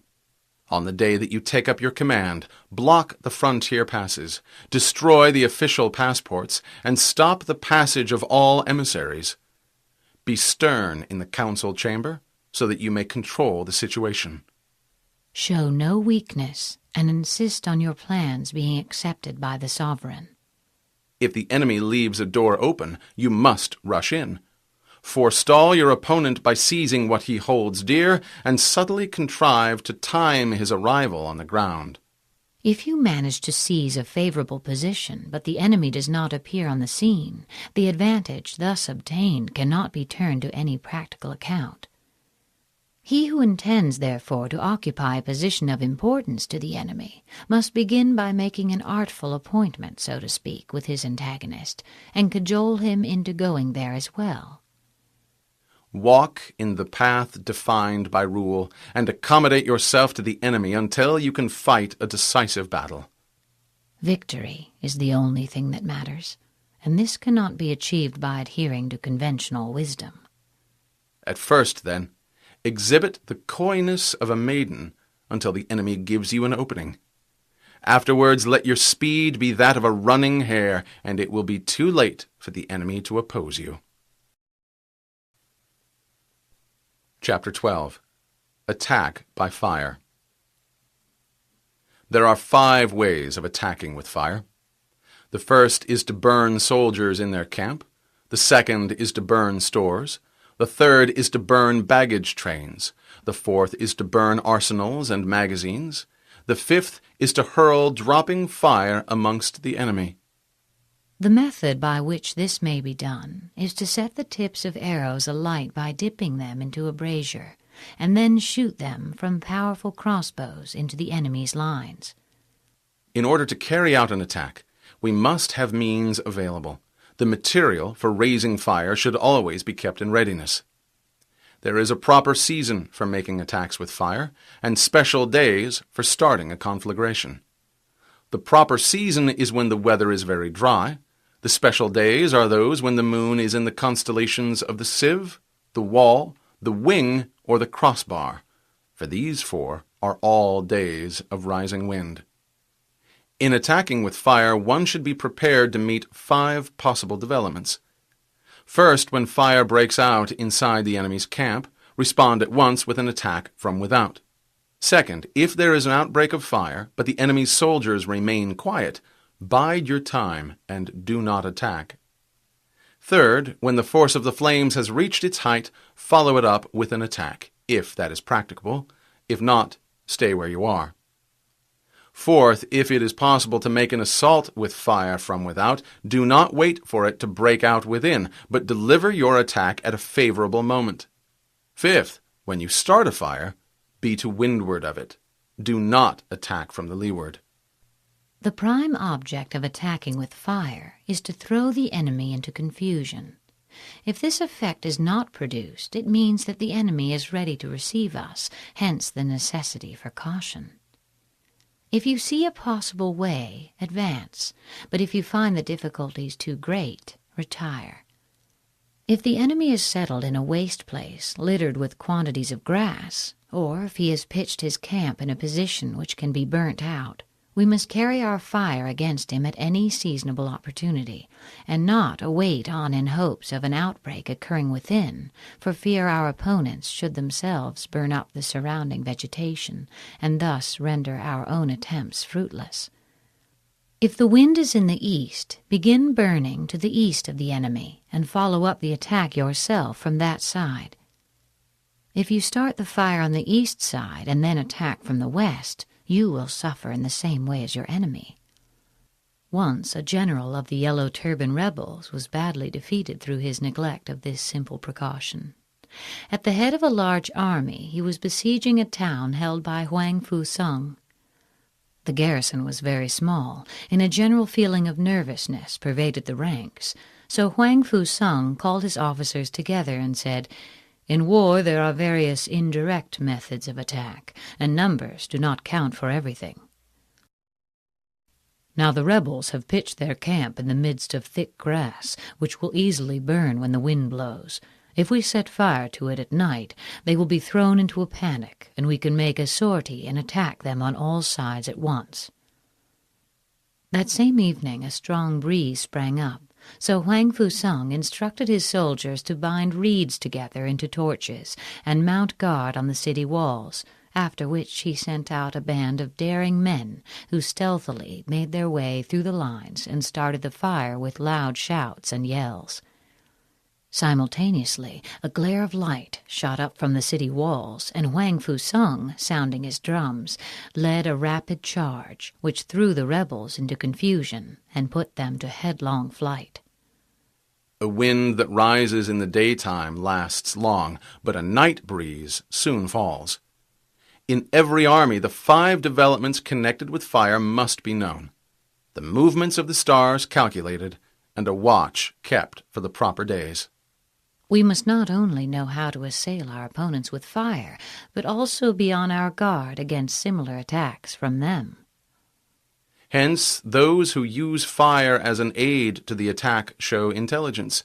Those who use water as an aid to the attack gain an accession of strength. By means of water, an enemy may be intercepted, but not robbed of all his belongings.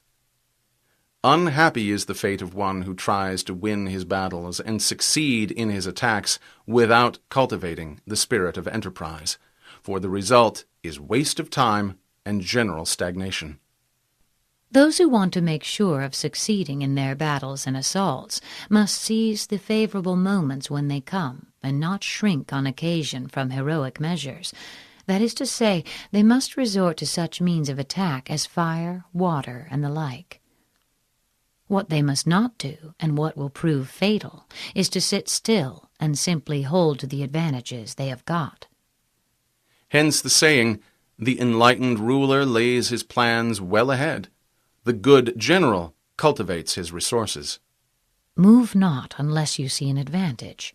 Use not your troops unless there is something to be gained. Fight not unless the position is critical. No ruler should put troops into the field merely to gratify his own ego, and no general should fight a battle simply out of spite. If it is to your advantage, make a forward move. If not, stay where you are. Anger may in time change to gladness. Vexation may be succeeded by content. But a kingdom that has once been destroyed can never come again into being, nor can the dead ever be brought back to life. Hence the enlightened ruler is heedful, and the good general full of caution. This is the way to keep a country at peace and an army intact. Chapter 13. Use of Spies.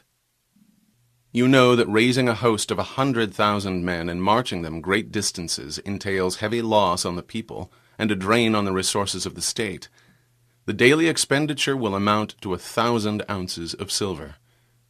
There will be commotion at home and abroad, and men will drop down exhausted on the highways. As many as 700,000 families will be impeded in their labor. Hostile armies may face each other for years, striving for the victory which is decided in a single day. This being so, to remain in ignorance of the enemy's condition simply because one grudges the outlay of 100 ounces of silver in honors and rewards is the height of inhumanity. One who acts thus is no leader of men, no present help to his sovereign, no master of victory. Thus, what enables the wise sovereign and the good general to strike and conquer and achieve things beyond the reach of ordinary men is foreknowledge. Now this foreknowledge cannot be elicited from spirits. It cannot be obtained inductively from experience, nor by any deductive calculation. Knowledge of the enemy's dispositions can only be obtained from other men, hence the use of spies, of whom there are 5 classes: local spies, inward spies, converted spies, doomed spies, and surviving spies. When these 5 kinds of spy are all at work, none can discover the secret system. This is called divine manipulation of the threads. It is the sovereign's most precious faculty. Having local spies means employing the services of the inhabitants of a district. In the enemy's country, win people over by kind treatment, and use them as spies. Having inward spies is making use of officials of the enemy. Worthy men who have been degraded from office, criminals who have undergone punishment, also favorite concubines who are greedy for gold, men who are aggrieved at being in subordinate positions, or who have been passed over in the distribution of posts, others who are anxious that their side should be defeated in order that they may have a chance of displaying their ability and talents, fickle turncoats who always want to have a foot in each boat. Officials of these several kinds should be secretly approached and bound to one's interests by means of rich presents. In this way, you will be able to find out the state of affairs in the enemy's country, ascertain the plans that are being formed against you, and moreover disturb the harmony and create a breach between the sovereign and his ministers. The necessity for extreme caution, however, in dealing with inward spies appears from a historical story of a General Lo Shang who besieged a city held by the rebel Li Xiong. After each side had experienced a number of victories and defeats, Li Xiong had recourse to the services of a spy. He began the ruse by having the unfortunate man whipped until the blood came, and then sent him off to Lo Shang, whom he was to delude by offering to cooperate with him from inside the city, and to give a fire signal at the right moment for making a general assault. Lo Shang, confiding in these promises and reassured by the man's harsh treatment at the hands of Li Xiong, marched out all his best troops with orders to attack at the spy's bidding. Meanwhile, Li Xiong's general had prepared an ambush on their line of march, and the spy, having reared long scaling ladders against the city walls, now lighted the beacon fire. Lo Shang's men raced up on seeing the signal and began climbing the ladders as fast as they could, while others were drawn up by ropes lowered from above. More than 100 of Lo Shang's soldiers entered the city in this way, every one of whom was forthwith beheaded. Li Xiong then charged with all his forces both inside and outside the city, and routed the enemy completely. Having converted spies means getting hold of the enemy's spies and using them for our own purposes. By means of heavy bribes and liberal promises, detaching them from the enemy's service, and inducing them to carry back false information, as well as to spy in turn on their own countrymen. The use of converted spies is shown by the story of Lien Po, who was conducting a defensive campaign against Qin. The king strongly disapproved of Lien Po's cautious and dilatory methods, which had been unable to avert a series of minor disasters, and therefore lent a ready ear to the reports of his spies, who had secretly gone over to the enemy and were already in their pay. They said, "The only thing which causes Qin anxiety is lest Chao Kuo should be made general. Lien Po they consider an easy opponent who is sure to be vanquished in the long run." Now Chao Kuo was a son of a famous general. From his boyhood he had been wholly engrossed in the study of war and military matters, until at last he came to believe that there was no commander in the whole empire who could stand against him. His father was much disquieted by this overweening conceit and the flippancy with which he spoke of such a serious thing as war, and solemnly declared that if ever Chao Kuo was appointed general, he would bring ruin on any armies under his command. This was the man who, in spite of earnest protests from his own mother and the veteran statesman, was now sent by the king to succeed Lien Po. Needless to say, he proved no match for the redoubtable Qin general and the great military power at his disposal. He fell into a trap by which his army was divided into two and his communications cut. After a desperate resistance lasting 46 days, during which the famished soldiers devoured one another, Chao Kuo was killed by an arrow, and his whole force, amounting to 400,000 men, ruthlessly put to the sword. Having doomed spies means doing certain things openly for purposes of deception and allowing our spies to know of them and report them to the enemy. We ostentatiously do things calculated to deceive our own spies, who must be led to believe that they have been unwittingly disclosed. Then, when these spies are captured in the enemy's lines, they will make an entirely false report, and the enemy will take measures accordingly, only to find that we do something quite different. The spies will thereupon be put to death.